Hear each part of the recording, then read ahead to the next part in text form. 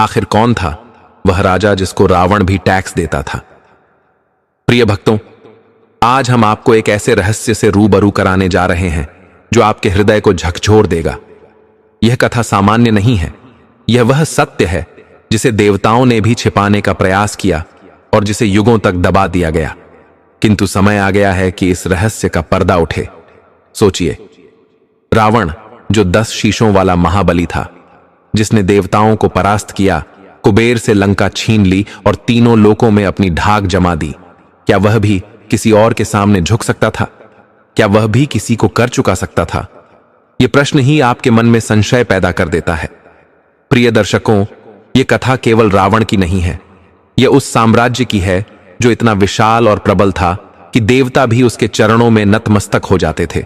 उसका वैभव ऐसा कि स्वर्ग भी फीका लगने लगे। उसका नाम सुनते ही इंद्र का सिंहासन कांप उठता था। परंतु कौन था वह राजा? कौन था वह महाबली जिसके सामने रावण जैसा पराक्रमी भी नतमस्तक हो जाता था? यह कोई साधारण राजा नहीं था। वह ऐसा दानी था कि 3 पग में अपना संपूर्ण साम्राज्य दान कर दिया। ऐसा भक्त था कि भगवान विष्णु स्वयं वामन अवतार लेकर उसके द्वार पर आए। और ऐसा सम्राट था कि आज भी उसकी कथा गुप्त रहस्य की परतों में दबी हुई है। मित्रों, यही वह सत्य है जिसे इतिहास ने दबा दिया। रावण भी उस महान राजा महाबली को कर चुकाता था। सोचिए, जो रावण कभी किसी के आगे झुकता नहीं था, वही महाबली के आगे श्रद्धा से कर अर्पित करता था। क्यों? क्या यह उसकी वंश परंपरा का आरण था, या असुरों की एकता का प्रतीक, या फिर कोई ऐसा रहस्य जिसे देवताओं ने दबा दिया ताकि सत्य कभी सामने न आए? प्रिय भक्तों, यह प्रश्न आपको सोचने पर विवश करेगा। क्या रावण केवल खलनायक था, या एक ऐसा योद्धा जो अपने पूर्वज राजा महाबली को सम्मान देता था? इस कथा की हर परत आपको एक नए रहस्य की ओर ले जाएगी, इसलिए इसे अधूरा मत छोड़िए। रामायण में कहा गया है कि अधूरी कथा एक अधूरे यज्ञ के समान होती है, जो पुण्य नहीं बल्कि पाप का कारण बनती है। अतः प्रिय भक्तों, इस कथा को अंत तक सुनिए और हृदय से जय श्री राम लिखिए। रहस्य अभी बाकी है। प्राचीन समय की पावन कथा है। वनवास के समय भगवान श्री राम और माता सीता शिव मंदिर के समीप वट वृक्ष के नीचे निवास करते थे। प्रतिदिन वहां उनका ध्यान, भक्ति और भगवान शिव की आराधना होती थी। एक दिन जब दोनों विराजमान थे, तब माता सीता ने हाथ जोड़कर प्रभु से प्रश्न किया, प्रभु, संसार में भाग्य बड़ा है या बुद्धि? भगवान श्री राम ने मधुर मुस्कान के साथ उत्तर दिया, सीते, तुम्हारा प्रश्न अत्यंत गूढ़ और गंभीर है। इसका उत्तर मैं तुम्हें कथा के माध्यम से दूंगा। तुम मन को शांत करके सुनो। माता सीता ने हाथ जोड़कर कहा, प्रभु, मैं ध्यानपूर्वक सुन रही हूं। तब भगवान श्री राम ने कथा आरंभ की। एक बार ब्रह्मा जी का दिव्य दरबार सजा था। समस्त देवगण वहां उपस्थित थे। उसी सभा में भाग्य और बुद्धि भी विराजमान हुए। कुछ ही समय में दोनों के मध्य विवाद छिड़ गया। भाग्य बोला, मेरे बिना कोई कार्य सिद्ध नहीं हो सकता। मैं यदि किसी का साथ छोड़ दूं तो वह मनुष्य जीवन भर दरिद्रता और दुखों से घिरा रहता है। सुख, संपत्ति और सम्मान सब कुछ उससे दूर हो जाता है।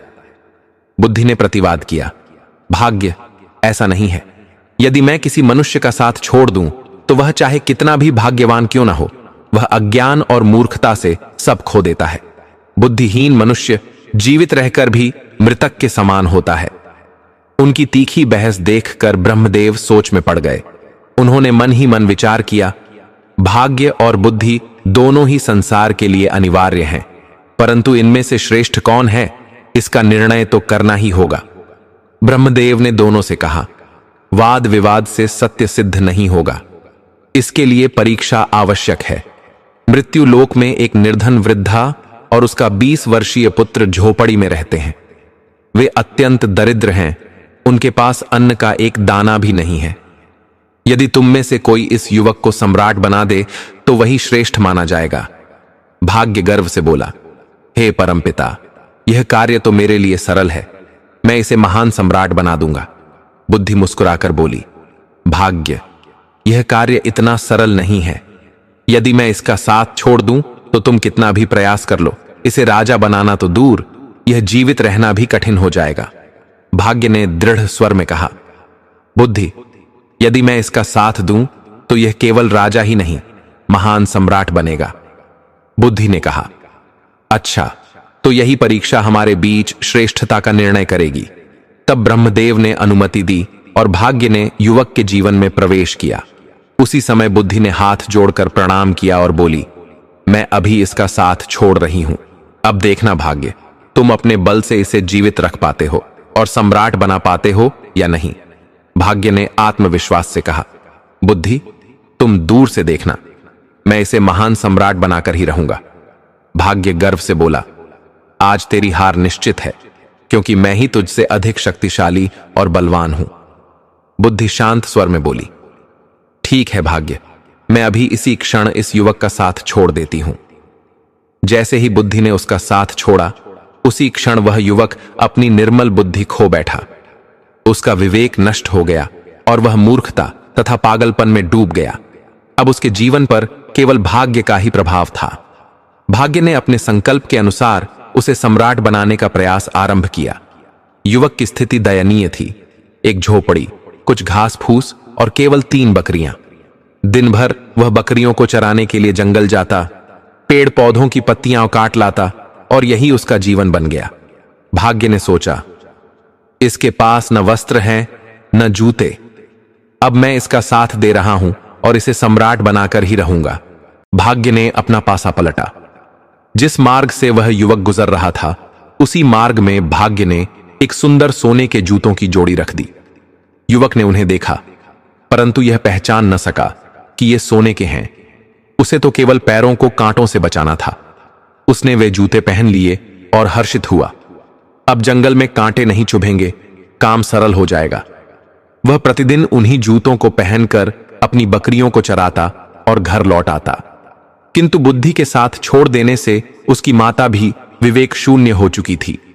भाग्य ने भरपूर साथ दिया, पर युवक के जीवन में कोई बड़ा परिवर्तन न आया। भाग्य सोचने लगा, मैं तो इसे सम्राट बनाने का संकल्प लेकर आया हूं, परंतु यह तो मूर्ख और पागल प्रतीत हो रहा है। बुद्धि ने व्यंग्य करते हुए कहा, देखा भाग्य, जब मैं किसी का साथ छोड़ देती हूं तो वह ऐसा ही हो जाता है। तेरे सोने के जूते भी इसके लिए मात्र साधारण वस्त्र बन गए हैं। भाग्य ने दृढ़ होकर उत्तर दिया, बुद्धि, अब तुम देखोगी कि मैं क्या कर सकता हूं। इसी बीच उसी राज्य के समीप राजा रविसेन का एक व्यापारी अपने ऊंटों पर पीतल लादकर व्यापार हेतु दूसरे देश जा रहा था। वह उसी जंगल से होकर गुजरा जहां वह युवक बकरियां चरा रहा था। व्यापारी की दृष्टि अचानक उस युवक के पैरों पर पड़ी। उसने आश्चर्य से देखा, अरे, यह मूर्ख चरवाहा सोने के जूते पहने हुए है और इसकी उसे कोई कदर ही नहीं। वह ऊंट से उतरकर बोला, भाई, ये जूते तुम्हें कहां से मिले? युवक ने सरलता से उत्तर दिया, ये मुझे जंगल के रास्ते में पड़े मिले थे, पैरों की रक्षा के लिए मैंने पहन लिए। व्यापारी बोला, क्या तुम इन्हें मुझे बेच दोगे? युवक हंसकर बोला, क्यों नहीं, मुझे तो केवल जूतों की आवश्यकता थी। अब ये बहुत समय से पहन रहा हूं और ये न टूटते हैं न फाटते हैं। मुझे इनकी विशेष आवश्यकता नहीं। व्यापारी ने कहा, मुझसे जो चाहो ले लो, किंतु ये जूते मुझे दे दो। युवक बोला, मुझे केवल एक मन अनाज चाहिए ताकि मैं और मेरी माता 2 समय का भोजन पा सकें। हम भूखे हैं। उसने सोने के जूते व्यापारी को देकर बदले में मात्र 1 मन अनाज लिया। व्यापारी जूतों को पाकर प्रसन्न हुआ और वहां से चला गया। यह देखकर बुद्धि हंस पड़ी और बोली, भाग्य, क्या तुम देख रहे हो? तुम्हारे सोने के जूते मात्र 1 मन अनाज में बिक गए। यही है तुम्हारी शक्ति। भाग्य शांत स्वर में बोला, बुद्धि, धैर्य रखो। अभी देखना, मैं अपनी सामर्थ्य से इसे किस प्रकार उच्च स्थान तक ले जाता हूं। भाग्य ने दृढ़ स्वर में कहा, मैं जिसका साथ देता हूं उसे कोई भी राजा बनने से रोक नहीं सकता। मैं इसे महान सम्राट बनाकर ही रहूंगा। बुद्धि व्यंग्य से हंसकर बोली, भाग्य, तुम मेरे बिना कुछ भी नहीं कर सकते। ध्यान रखना, कहीं यह बेचारा राजा बनने से पहले ही मृत्यु को प्राप्त ना हो जाए। भाग्य ने उत्तर दिया, बुद्धि, तुम कैसी निराशाजनक बातें करती हो। अब देखना मैं क्या करता हूं। इतना कहकर भाग्य पुनः उस युवक के समीप पहुंचा और इस बार उसने स्वर्ण, रजत और रत्न जटित सुंदर जूतों की जोड़ी उसी पथ पर रख दी। जिस मार्ग से वह चरवाहा बकरियों के लिए चारा लेने जाता था। युवक ने जब वे अद्भुत जूते देखे तो प्रसन्न होकर उन्हें पहन लिया। उधर पहला सौदागर, जिसने पहले वाले स्वर्ण जूते पाए थे, हर्षित होकर विचार करने लगा, क्यों न मैं यह जूते अपने महाराज को भेंट करूं। निश्चय ही वे प्रसन्न होकर मुझे महान पुरस्कार देंगे। वह सीधे राजा रविसेन के राज दरबार में पहुंचा और विनम्र भाव से हाथ जोड़कर प्रणाम करते हुए बोला, महाराज, ये अद्भुत स्वर्ण जूते विशेष रूप से आपके लिए लाया हूं। ऐसे अनुपम जूते केवल हमारे स्वामी के चरणों में ही शोभा पाते हैं। राजा रविसेन ने जब वे जूते देखे तो विस्मित होकर बोले, ये तो मानो स्वयं विश्वकर्मा के हाथों बने हुए हैं। ये जूते स्वर्गलोक से आए प्रतीत होते हैं। महाराज प्रसन्न होकर अपने मंत्री को आदेश दिए, इस सौदागर को 15 सहस्त्र स्वर्ण मुद्राएं इनाम स्वरूप दी जाए। इतना बड़ा पुरस्कार पाकर व्यापारी अति प्रसन्न हुआ और अपने व्यापार के विस्तार की योजना बनाने लगा। फिर वह पुनः ऊंटों पर पीतल लाद कर दूसरे देश की ओर व्यापार के लिए निकल पड़ा। संधि के अनुसार उसका मार्ग पुनः उसी जंगल से होकर था जहां वह युवक अपनी बकरियों को चरा रहा था। वहां पहुंचकर जब उसने युवक के चरणों की ओर देखा तो चकित रह गया। इसके पास तो फिर से स्वर्ण जूते आ गए। व्यापारी ने मन ही मन सोचा, यह युवक न जाने कहां से ऐसे अद्भुत जूते प्राप्त करता है। वह ऊंट से उतरकर युवक के पास पहुंचा और कहा, भाई, क्या तुम इन जूतों को भी मुझे बेच दोगे? युवक आनंदित होकर बोला, हां, अवश्य बेच दूंगा, पर इस बार इसके बदले मुझे एक बोरी चने चाहिए। व्यापारी बोला, ठीक है, मैं तुम्हें एक बोरी चने दे दूंगा। युवक ने मुस्कुराते हुए कहा, परंतु शर्त यह है कि चने भुने हुए हों। व्यापारी ने उसकी शर्त स्वीकार की और एक बोरी भुने हुए चने उसे देकर वह स्वर्ण जूते लेकर आगे बढ़ गया। उसके मन में विचार आया, पिछली बार जब मैंने महाराज को स्वर्ण जूते भेंट किए थे तब उन्होंने मुझे 15 सहस्त्र स्वर्ण मुद्राएं प्रदान की थीं। इस बार ये जूते और भी अधिक सुंदर तथा रत्न जटित हैं। निश्चित ही महाराज मुझे और भी बड़ा पुरस्कार देंगे। वह बड़े गर्व से दरबार में पहुंचा और राजा के चरणों में वे अनुपम जूते अर्पित कर कहा, महाराज, मैं आपके लिए हर बार कुछ विशेष वस्तु लाता हूं, कृपया इन्हें स्वीकार करें। राजा रविसेन ने जब वे रत्न जटित जूते देखे तो विस्मित होकर बोले, ये तो अद्वितीय हैं। ये पिछले जूतों से भी कहीं अधिक सुंदर हैं। सौदागर, सच सच बताओ, तुम्हें ये जूते कहां से प्राप्त होते हैं? इन्हें तुम्हें कौन देता है? व्यापारी घबराकर कुछ सोचने लगा। सत्य छिपाने के लिए उसने असत्य का आश्रय लिया और बोला, महाराज, दक्षिण दिशा में एक महान सम्राट हैं। मैं वहां पीतल का व्यापार करने जाता हूं। उन्हीं की कृपा से ये जूते प्राप्त हुए और मैं उन्हें आपकी सेवा में अर्पित कर रहा हूं।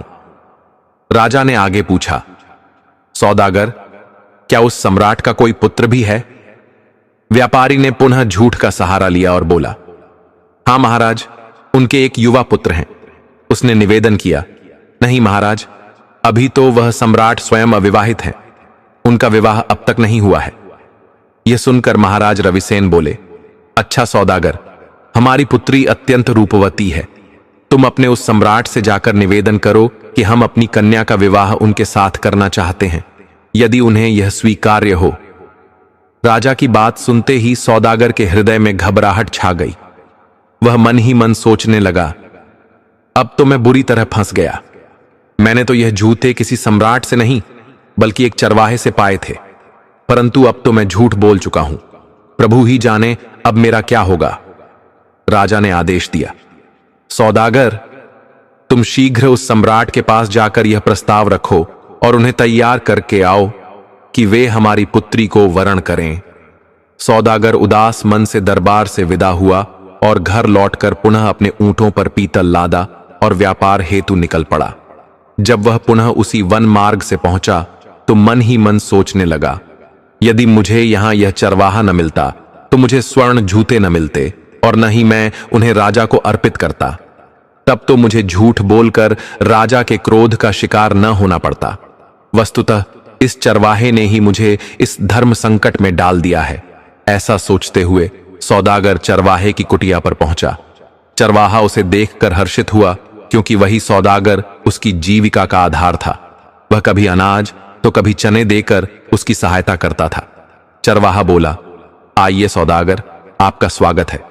सौदागर वहीं ठहर गया, अपने ऊंटों से पीतल उतार कर रख दिया और चरवाहे से वार्तालाप करने लगा।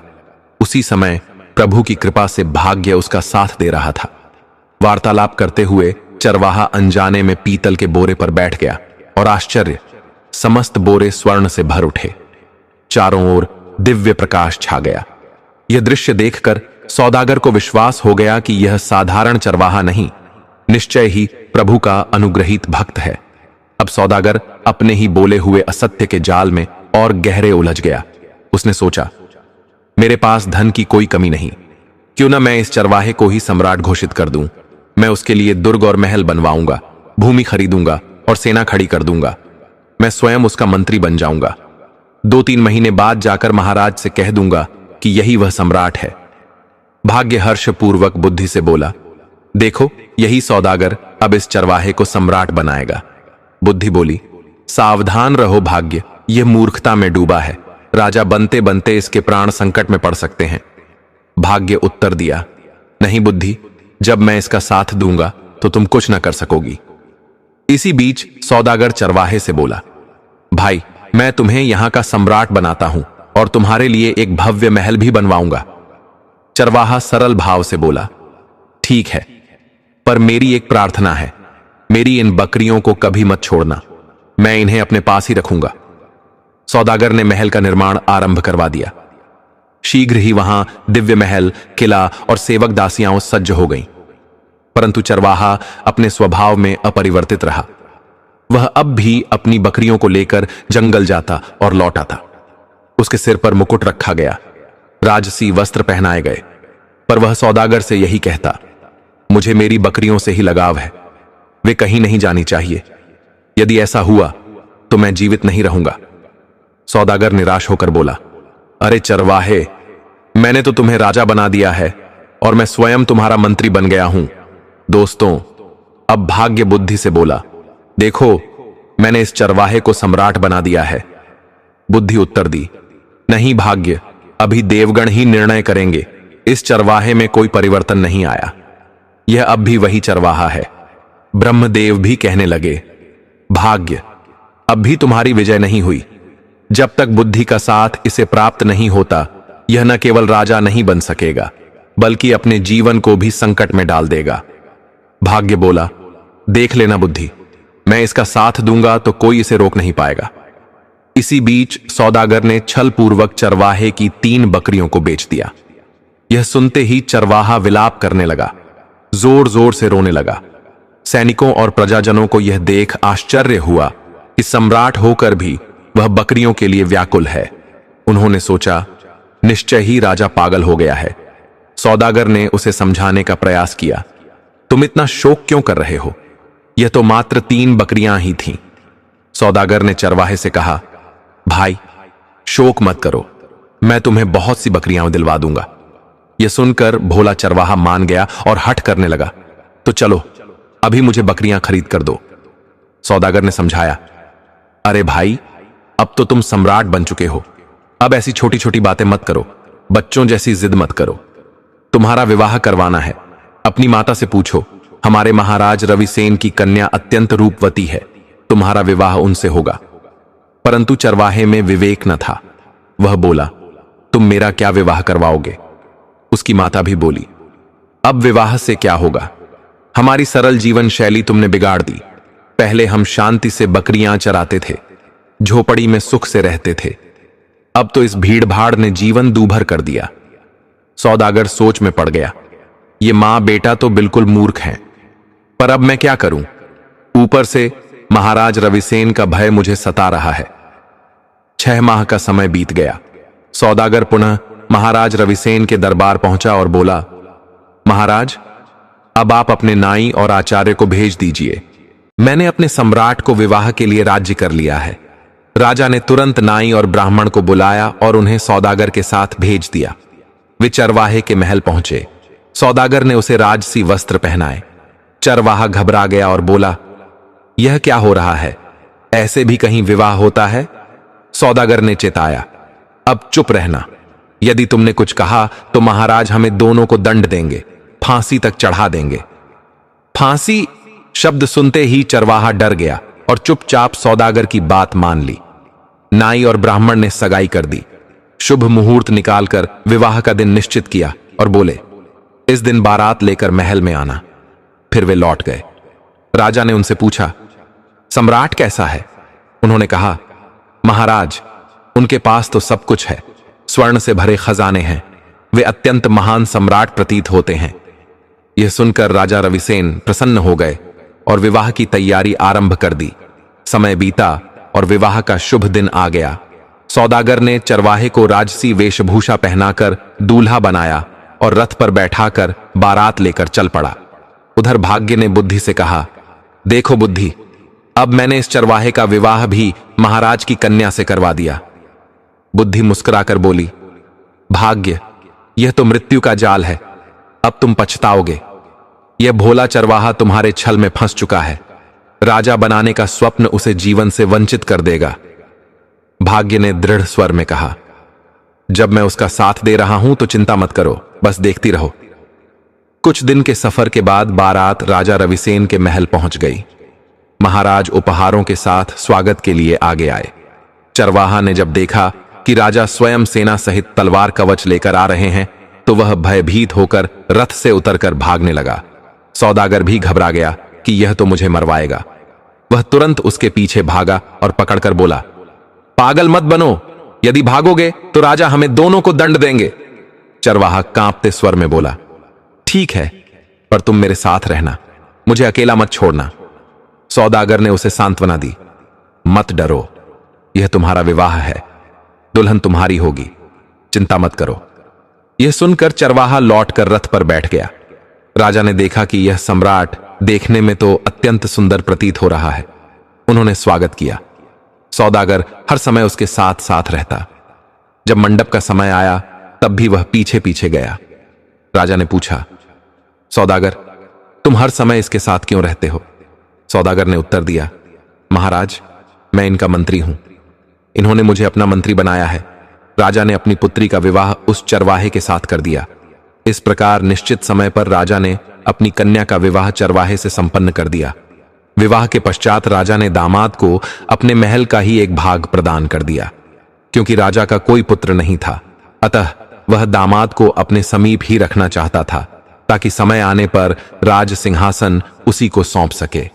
अब सौदागर को रहने हेतु अलग स्थान दे दिया गया, परंतु सौदागर के हृदय में भय बना रहा कि कहीं चरवाहा सारा भेद न खोल दे। उधर चरवाहा अति प्रसन्न था। यह देखकर बुद्धि मुस्कुराई और भाग्य बोला, देखना, अब यह चरवाहा सम्राट बनने वाला है। मैंने इसका विवाह राजकुमारी से करवा दिया है। बुद्धि हंसकर बोली, अरे भाग्य, तू क्यों मूर्खता कर रहा है? ये जानता ही क्या है कि राजा क्या होता है, विवाह क्या होता है?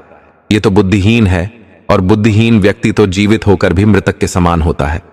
अब इसका अंत समीप है, तुम तो केवल इसे बचाने का प्रयास करो, क्योंकि यह तो अब मृत्यु के द्वार पर है।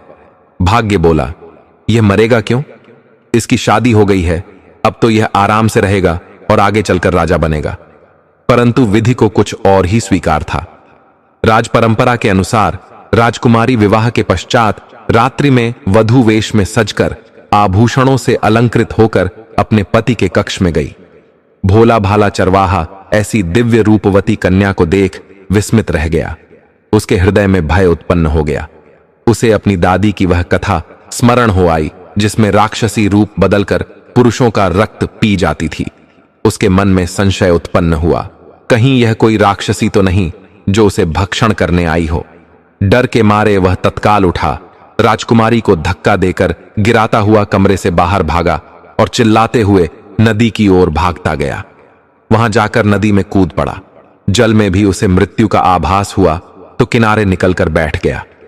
उधर राजकुमारी के अपमान की बात सुनकर महाराज क्रोध से अग्नि समान हो उठे।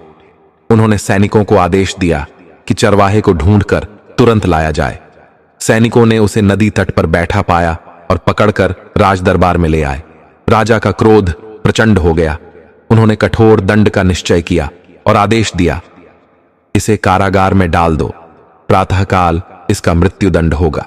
यह सब देखकर भाग्य ने अपना मस्तक पीट लिया और मन ही मन सोचा, यह तो मूर्ख निकला, इसने मेरी सारी योजना नष्ट कर दी। तभी बुद्धि प्रकट हुई और मुस्कुराकर बोली, भाग्य, अंततः तू हार ही गया, देख लिया ना। बुद्धिहीन व्यक्ति चाहे तुम्हारे लाख प्रयास हों, राज सिंहासन नहीं पा सकता। अब यह मृत्यु को प्राप्त होगा। भाग्य बोला, यदि तुम इसे बचा लो तो मैं हार मान लूंगा। बुद्धि ने हंसकर कहा, तो देख अब मेरा कमाल। और बुद्धि ने चरवाहे में प्रवेश कर लिया। बुद्धि का प्रवेश होते ही चरवाहे का चित्त बदल गया। उसके विचार प्रखर होने लगे। प्रभात में जब उसे मृत्युदंड हेतु दरबार में प्रस्तुत किया गया तो उसने विनीत स्वर में कहा, महाराज, आप मेरे ससुर हैं, क्या मैं आपसे पूछ सकता हूं कि मेरा अपराध क्या है? राजा बोले, तुमने मेरी पुत्री का तिरस्कार किया, मेरा अपमान किया, यही तुम्हारा अपराध है। चरवाहा बोला, राजन, मेरे कुल की परंपरा है कि यदि विवाह की प्रथम रात्रि में वर वधू की जानकारी में कोई व्यक्ति नदी में डूब मरे तो वधू विधवा हो जाती है अथवा संतानहीन रहती है। जब आपकी पुत्री मेरे कक्ष में आई तभी मुझे नदी से बचाओ बचाओ की पुकार सुनाई दी। मैं अपने आप को रोक न सका और डूबते हुए को बचाने के लिए वहां दौड़ गया। यदि यह मेरा अपराध है तो आप मुझे अवश्य दंड दें।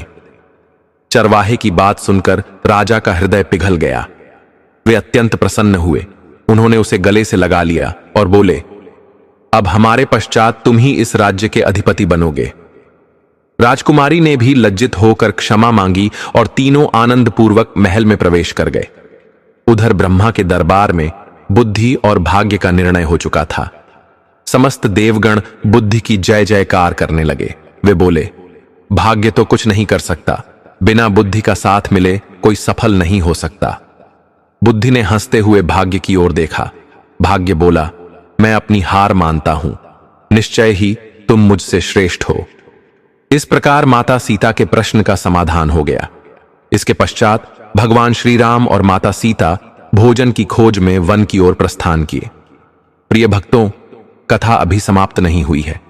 अब हम जानेंगे कौन था वह दिव्य राजा जिसे रावण तक कर चुकाता था।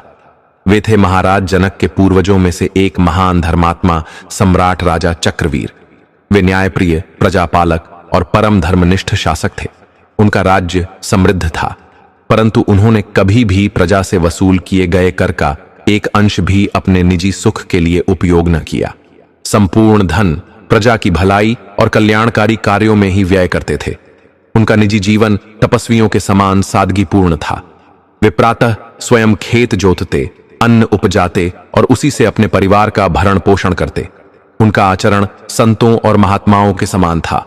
सादे वस्त्र, सादा भोजन और मन में सदैव प्रजा की सेवा का भाव, यही था महाराज चक्रवीर का जीवन। लोग उन्हें प्रेम और श्रद्धा से स्मरण करते थे क्योंकि वे कभी भी राजसी ऐश्वर्य और ठाट बाट में नहीं डूबे। एक दिन नगर में एक भव्य उत्सव का आयोजन हुआ। पूरा शहर दीपों और रंग बिरंगी रोशनियों से जगमगा उठा। संगीत की मधुर धुनों से वातावरण गूंज रहा था। स्त्री पुरुष नृत्य और गीतों में मग्न थे। नगर की स्त्रियां विशेष श्रृंगार में सजी धजी थीं। रेशमी वस्त्र, चमचमाते आभूषण, मेहंदी से सजे हाथ और पुष्पों से गूंथे हुए केश। वे उत्सव की उमंग में रानी के महल पहुंची।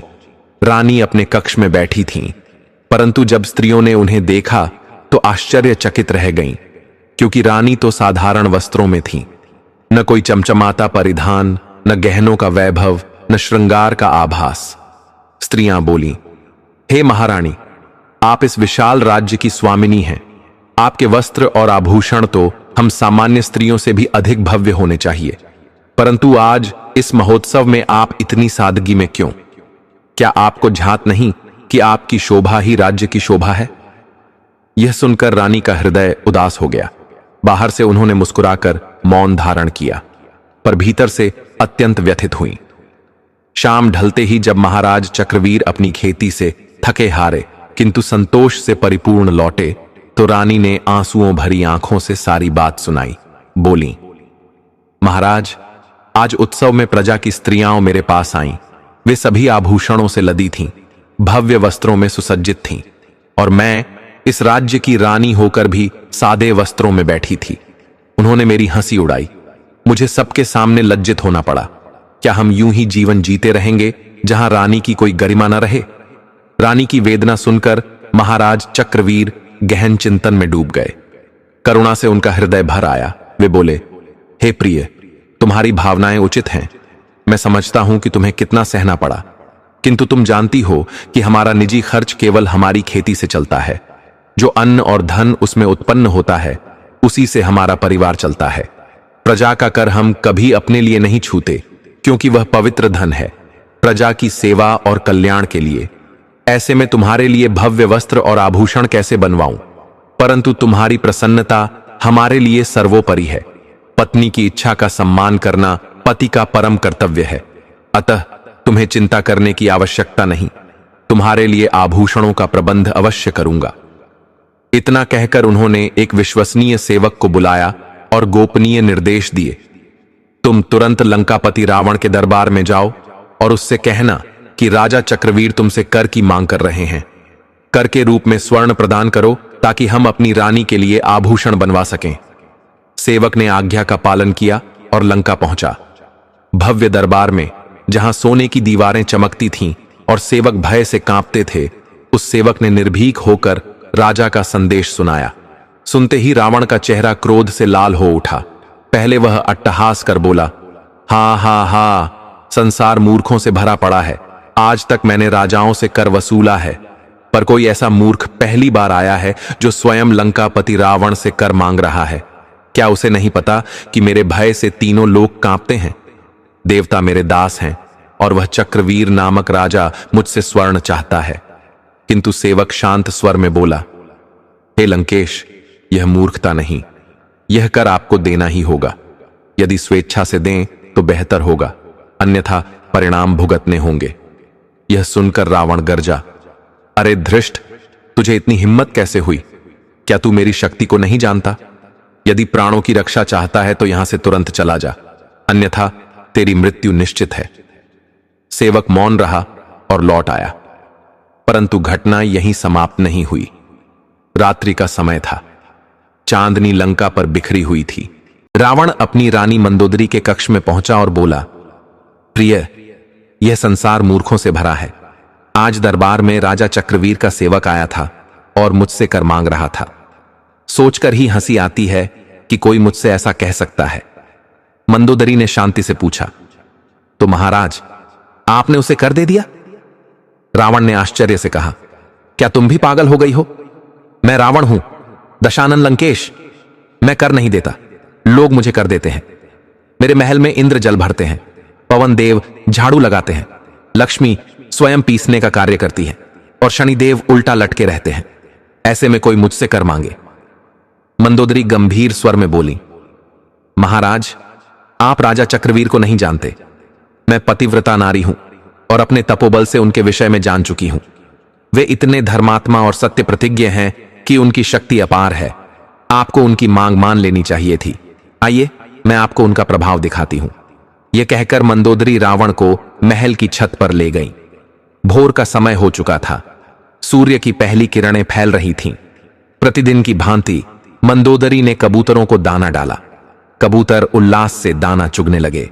तब मंदोदरी बोली, हे कबूतरों, तुम्हें लंकाधिपति रावण की सौगंध है, यदि एक भी दाना चुगो तो। परंतु कबूतर रावण की दुहाई सुनकर भी दाना चुगते रहे। फिर मंदोदरी ने कहा, हे कबूतरों, तुम्हें धर्मात्मा राजा चक्रवीर की सौगंध है। जैसे ही राजा चक्रवीर का नाम लिया, सभी कबूतरों ने तुरंत दाना चुगना बंद कर दिया। लेकिन एक कबूतरी जो समुद्र पार से आई थी, उसने आज्ञा का पालन नहीं किया। उसके सिर का फटना और उसी क्षण प्राण छोड़ देना यही दर्शाता था कि वह बाहरी थी और प्रभाव में नहीं आई, किंतु अवज्ञा करने के कारण उसे मृत्यु मिली। मंदोदरी ने करुण स्वर में कहा, हे महाराज, देखिए, यह है आपके धर्म बल और राजा चक्रवीर के प्रभाव की महिमा। उनकी धर्म शक्ति इतनी प्रखर है कि पशु पक्षी तक उनकी आज्ञा का पालन करते हैं। रावण ने क्रोधित होकर उत्तर दिया, हे मंदोदरी, क्या तुम मुझे मूर्ख समझती हो? यह तुम्हारी कोई माया या जादू का छलावा है। मैं इन बातों पर विश्वास नहीं करूंगा। इतना कहकर वह क्रोधावेश में दरबार लौट गया। उसी समय राजा चक्रवीर का सेवक पुनः दरबार में पहुंचा और बोला, हे लंकेश रावण, क्या आपने रात्रि में विचार किया? कर तो आपको देना ही पड़ेगा। यदि विश्वास न हो तो मेरे साथ समुद्र तट पर चलिए। रावण निडर था, अपनी शक्ति पर घमंड से भरा हुआ। वह निर्भीकता से समुद्र किनारे पहुंचा। वहां लहरें तट से टकरा रही थीं और रेत बिखरी हुई थी।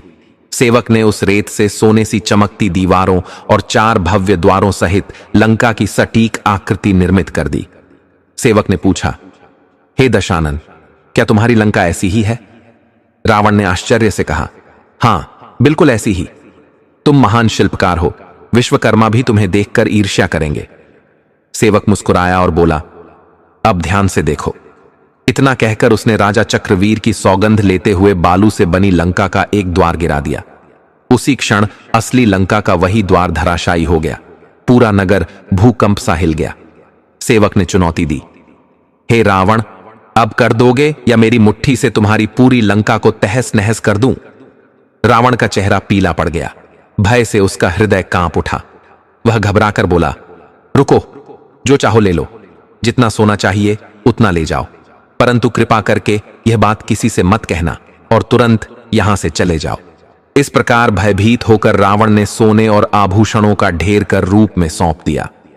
सेवक वह सब लेकर राजा चक्रवीर के पास लौटा और राजा ने वह सोना अपनी रानी को दे दिया। राजा ने प्रसन्न होकर कहा, प्रिय, अब जितने गहने बनवाने हों बनवा लो। सोना देखकर रानी चकित रह गई। उन्होंने पूछा, महाराज, यह अपार धन आप कहां से लाए? राजा मुस्कुराकर बोले, यह सब लंकाधिपति रावण ने कर के रूप में भेजा है। रानी को विश्वास न हुआ। वे बोली, रावण जैसा महाबली भी कर देगा? यह कैसे संभव हुआ? तब सेवक ने पूरी कथा सुनाई। रावण का प्रारंभिक उपहास, मंदोदरी की चेतावनी, कबूतरों का चमत्कार और समुद्र तट पर लंका का द्वार ढाना। सब सुनकर रानी का हृदय बदल गया। आभूषणों का मोह मिट गया। वे सोचने लगी, मेरे पति की धर्मशक्ति इतनी महान है कि रावण जैसा दंभी भी उनके आगे नतमस्तक हो गया। यही मेरे लिए सच्चा गहना है। सोना चांदी निरर्थक है, आभूषणों की शोभा तो पति के कारण है। पति के बिना वे व्यर्थ हैं। जब मेरे पति देव का प्रभाव इतना है कि रावण भी भयभीत हो गया, तो मुझे विलासिता की आवश्यकता नहीं। इतना कहकर रानी ने समस्त सोना रावण को लौटा दिया। यह प्रसंग स्पष्ट करता है कि जो पुरुष सत्य और धर्म का पालन करता है, उसके चरणों में तीनों लोक भी समर्पित हो जाते हैं। रावण जैसा महाबली भी उसके सम्मुख तुच्छ हो जाता है। प्रिय भक्तों, इस दिव्य कथा को यही विराम देते हैं। प्रिय भक्तों, इस कथा से हमें यह सीख मिलती है कि धर्म और सत्य का बल सबसे बड़ा होता है। जब रावण जैसा महाबली भी झुक सकता है, तो हमें भी जीवन में अहंकार नहीं, बल्कि विनम्रता और धर्म पालन को अपनाना चाहिए। याद रखिए, धन, शक्ति और वैभव सब नश्वर हैं, परंतु सत्य और धर्म की महिमा अमर है। जो इंसान धर्म और ईमानदारी के मार्ग पर चलता है, उसके सामने संसार की हर शक्ति नतमस्तक हो जाती है। अगर आपको यह कथा ज्ञानवर्धक और प्रेरणादायक लगी हो, तो इसे अपने मित्रों और परिवार तक जरूर पहुंचाएं। हमारी वीडियो को लाइक करें, अधिक से अधिक शेयर करें और हमारे चैनल बजर चैलेंज को सब्सक्राइब करके इस भक्ति और प्रेरणा की धारा से जुड़े रहें। कमेंट में लिखना न भूलें, जय श्री राम।